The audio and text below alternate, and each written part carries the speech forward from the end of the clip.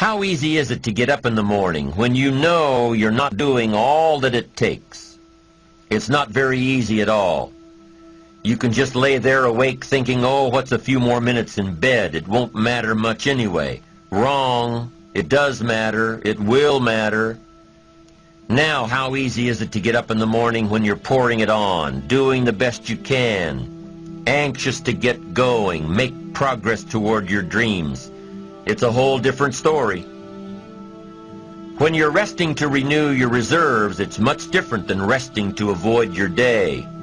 When you're psyched up and excited for your life, when you're excited for what you've planned to accomplish for the day, it's amazing. You'll wake up before the alarm clock even tries to startle you awake. Your successes fuel your ambition. Your successes give you extra energy. Your successes pave the way for more successes. It's the snowball effect.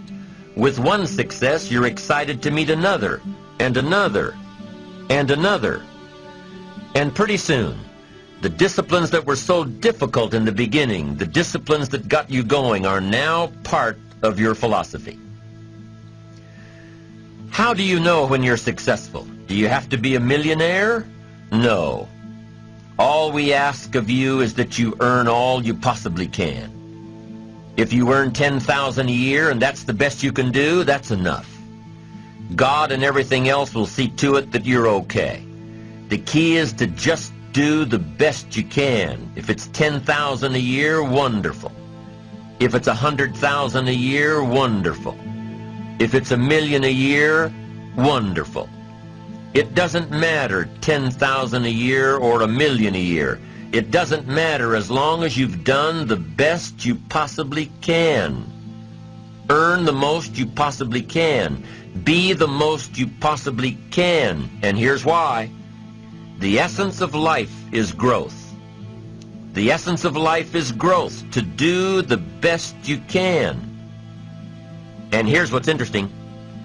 Humans are the only life form that will do less than they possibly can. Humans are the only life form that will settle for less.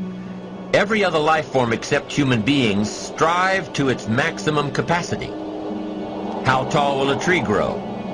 Approximately. As tall as it possibly can. You never heard of a tree growing half as high as it could. No, trees don't grow half. Trees send their roots down as deep as possible, stretch their limbs up as high as possible, produce every leaf possible and every fruit possible. As a matter of fact, you never heard of a human physically growing half. We keep growing until we're done. Now that's a part of life we can't control. It's genetically coded. And that's probably why we keep growing till we're done. Because we can't control that part. It's the rest of our growing that we control. The growing of our minds, the expansion of our minds, that we can control. And that's what tends to get away from us. All life forms inherently strive to their max except human beings. Now, why wouldn't human beings strive to their maximum possibility? Here's why. Because we've been given the dignity of choice. It makes us different than alligators and trees and birds. The dignity of choice makes us different than all other life forms. And here's the choice.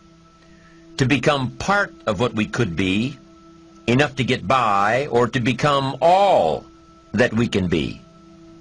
My best advice for you is to choose the all. Earn all you can, make all the friends you can, read as many books as you can, develop as many skills as you can, see as much as possible, do as much as possible, make as much fortune as possible, give as much of it away as possible. The max. There's no life like it. I'm telling you, once I got on track, I've never looked back. Pick up the challenge. Go for it. Take the best of the two easies. Take the route of it's easy to get ahead. It's easy to do all you can. It's easy to succeed. It's easy to have financial freedom. The more you do, the more you get.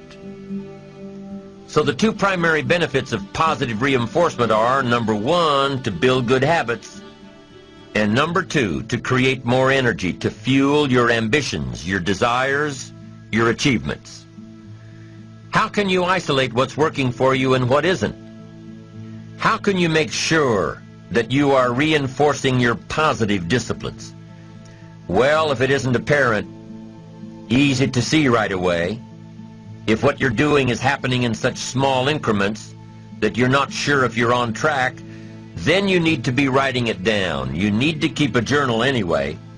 But if you really aren't sure that what you're doing is making measurable progress, you need to keep a written record. You need to write down everything that may be relevant in your day. What you did, who you saw, what you felt, how it may or may not affect you now and in the future. The best way to track your activities of the day is to write them down. The best way to track your activities of the week is to write them down. The best way to analyze your progress through the year is to have written it down. Why? So you can look back on it. Because by keeping a written record of your life, you will be more accountable. By putting into writing the action steps that you have planned, you will easily see what works and what doesn't.